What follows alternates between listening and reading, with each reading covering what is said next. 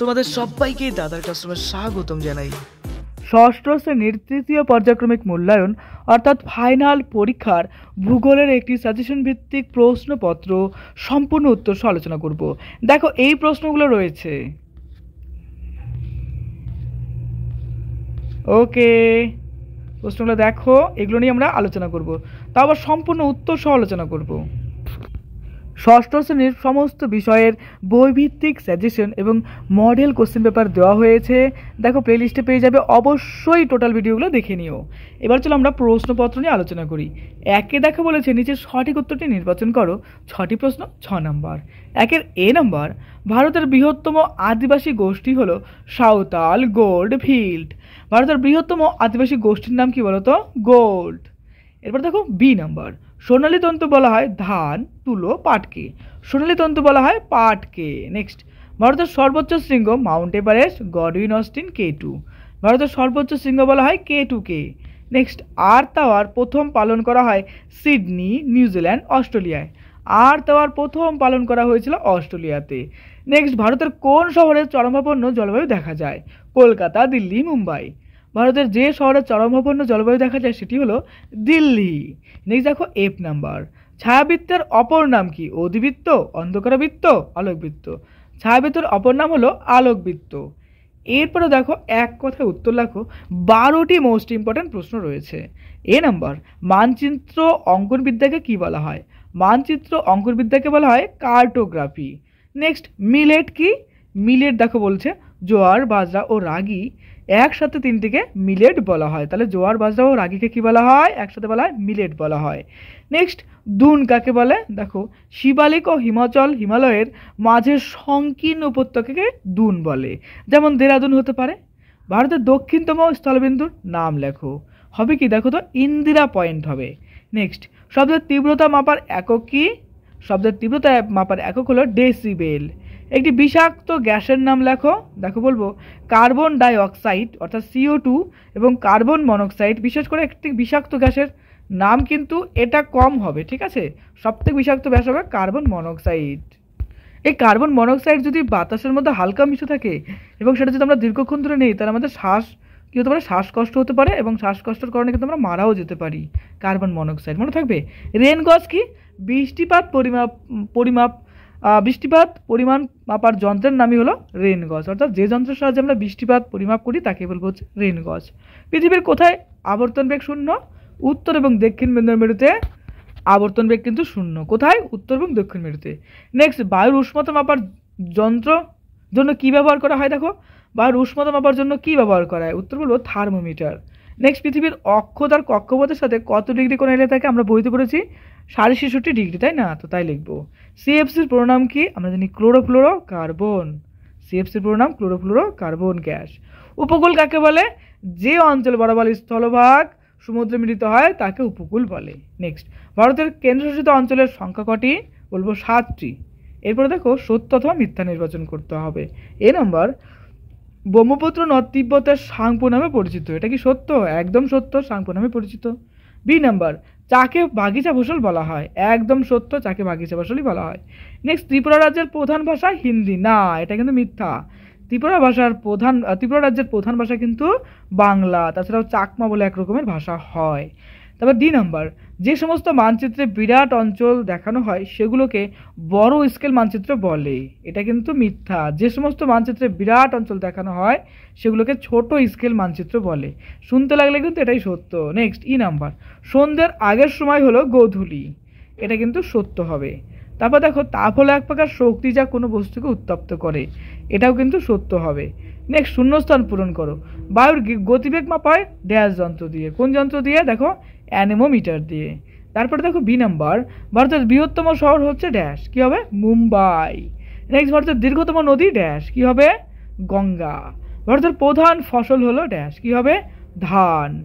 Next দেখো মালাবার উপকূলের উপহ্রদগুলোকে বলে ড্যাশ। কি বলা হয়? বলা হয় কয়াল। গাছ কাটার ফলে বাতাসে ড্যাশ গ্যাস বৃদ্ধি পায়। কি গ্যাস? কার্বন ডাইঅক্সাইড, যার সঙ্গে CO2। নেক্সট, নিচের প্রশ্নের উত্তর দাও। প্রত্যেকটার জন্য দেখো নাম্বার রয়েছে 2 করে। ঝুম চাষ কাকে বলে? দেখো পাহাড় কেটে কেটে ধাপে ধাপে যে চাষ করা হয় সেটাই ঝুম চাষ। চলো আমরা একবার পড়ে নেই। ভারতের উত্তর পূর্বাঞ্চলের আদিবাসী মানুষ বন কেটে ও পুড়িয়ে আলু সবজি চাষ করে। কিছু বছর বাদে মাটির উর্বরতা কমে গেলে তারা অন্যত্র চলে যায়, এর নামে হচ্ছে ঝুম চাষ। নেক্সট টিকা লেখো, বিশ্ব উষ্ণায়ন। দিনের বেলা সূর্য থেকে পৃথিবীতে যে তাপ আসে, রাতে সেই তাপ মহাশূন্যে ফিরে যায়। কিন্তু বাতাসে থাকা সবচেয়ে বেশি জলীয় বাষ্প, carbon dioxide, methane, nitrous oxide প্রভৃতি গ্রিনহাউস গ্যাসগুলি এই ফিরে যাওয়া তাপ কিছুটা শোষণ করে, ফলে বায়ুমণ্ডলের উষ্ণতা বাড়তে থাকে। গ্রিনহাউসের মতো পৃথিবীও গরম হয়ে ওঠে, এরই নাম বিশ্ব উষ্ণায়ন। নেক্সট দেখো, পশ্চিমী ঝঞ্ঝা বলতে কি বোঝো? আমরা উত্তর লিখব, শীতকালে মাঝে মাঝে 2-4 দিন একটানা আকাশ মেঘলা থাকে ও ঝিরিঝিরি বৃষ্টি হয়, একে পশ্চিমী ঝঞ্ঝা বলা হয়। অ্যালবেডো কি? দেখো বলবো, সূর্যরশ্মির 200 কোটি ভাগের 1 ভাগ মাত্র পৃথিবীতে এসে পৌঁছায়, একে বলা হয় ইনসোলেশন। দেখো, ইনকামিং সোলার রেডিয়েশন। দেখো বলছে বা আগত সৌর বিকিরণ। আগত সৌর বিকিরণ 100% ধরলে তার মাত্র 51% ভূপৃষ্ঠকে উত্তপ্ত করে, তাই একে বলে কার্যকরী সৌর বিকিরণ। বাকি 49%-এর মধ্যে 35% মহাশূন্য ফিরে যায়, তাই একে বলা হয় অ্যালবেডো। নেক্সট, সবুজ বিপ্লব কাকে বলে বা সবুজ বিপ্লব বলতে কি বোঝো? 60-এর দশকের শেষে ভারতের কৃষিতে বিরাট পরিবর্তন আসে।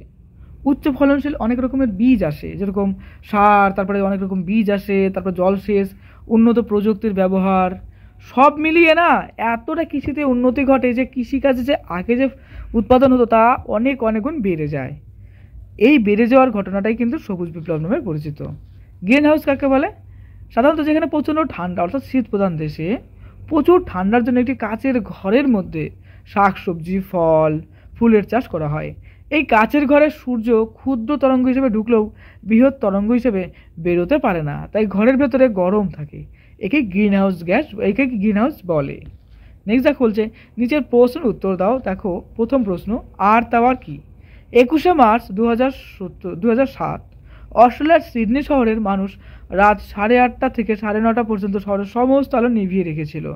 বিশ্ব উষ্ণায়ন কমাতে বর্তমানে প্রায় 85 দেশের 1000টি শহরের মানুষ ওই দিনটায় 1 ঘন্টার জন্য আলো বন্ধ করে রাখে। এটি আর্থ আওয়ার নামে পরিচিত। নেক্সট, বায়ু দূষণের প্রতিকারের উপায়গুলি লেখো।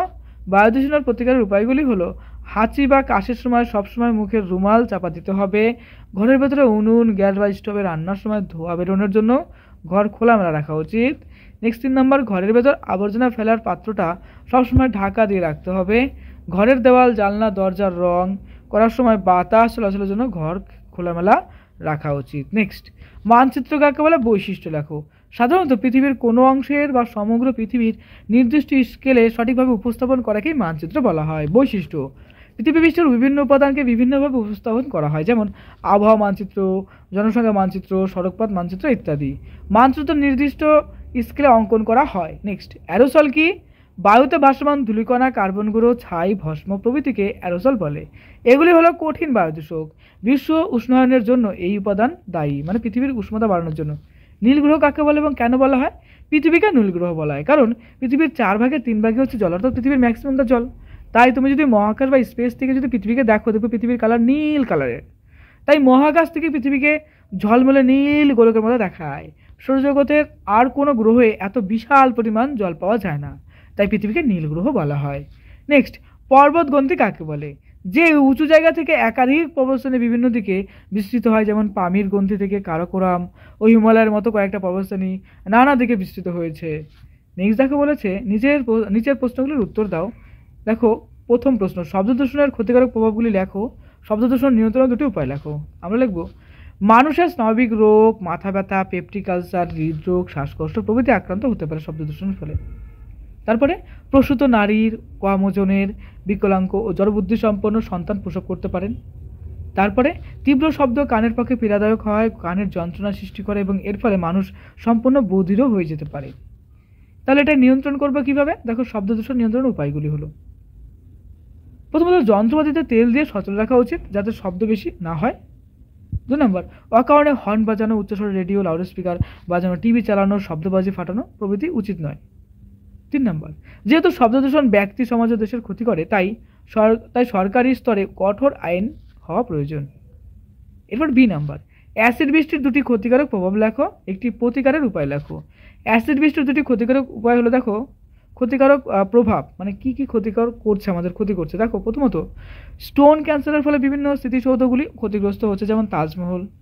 2 নম্বর, অ্যাসিড বৃষ্টির ফলে অতিরিক্ত মাত্রায় জলের অম্লতা বৃদ্ধি পাচ্ছে, যার ফলে জলজ প্রাণীগুলির মৃত্যু হচ্ছে।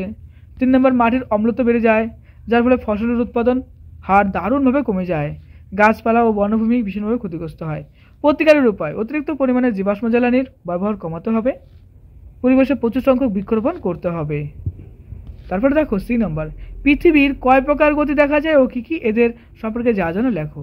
লিখবো, দেখো পৃথিবীর 2 প্রকারের গতি দেখা যায়, একটা আবর্তন গতি আর একটা পরিক্রমণ গতি। আবর্তন গতি কাকে বলে?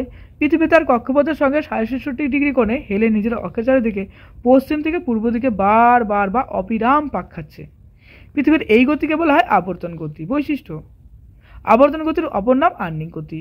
আবর্তন গতির ফলে পৃথিবীর দিন রাত্রি সংঘটিত হয়।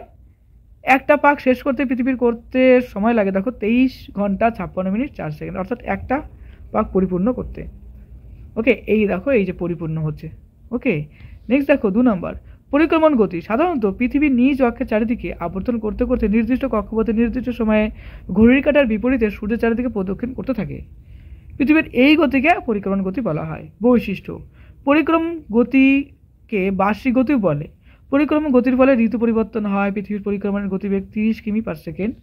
দেখো বলছে পৃথিবীর একবার পরিক্রমণ করতে সময় লাগে 365 দিন 5 ঘন্টা 48 মিনিট এবং 46 সেকেন্ড, মানে সূর্যকে প্রদক্ষিণ করতে। নেক্সট, ভারতের রেখা মানচিত্র উপযুক্ত সংকেত চিত্র সহ চিহ্নিত করো। কোন কোন স্কুলে কিন্তু মানচিত্র রয়েছে এবং মানচিত্রের কোন প্রশ্নগুলো মোস্ট ইম্পর্টেন্ট সেই বিষয়ে দেখো একটা ম্যাপ পয়েন্টিংয়ের সাজেশন রয়েছে প্লেলিস্টে। সবথেকে মোস্ট ইম্পর্টেন্ট ম্যাপ পয়েন্টিং কিন্তু আমি ওখানে দিয়েছি, অবশ্যই সেগুলো খেয়াল করে পড়ে নিও। হ্যাঁ, আমি দেখো এখানে 5টি ম্যাপ পয়েন্টিং দিলাম: শিবালিক পর্বত, তুলা উৎপাদন অঞ্চল, ইন্দিরা পয়েন্ট, কলকাতা, দিল্লি। দেখো দাদার ক্লাসে তুমি যদি নতুন হও অবশ্যই ভিডিওটা লাইক করো, তারপর ভিডিওটা তোমার বন্ধু বান্ধবদের মধ্যে শেয়ার করো, আর চ্যানেলটাকে অবশ্যই সাবস্ক্রাইব করে রেখো। তোমার পরীক্ষা অনেক অনেক ভালো হোক, পরীক্ষার জন্য তোমাকে জানাই বেস্ট অফ লাক, খুব ভালো থেকো।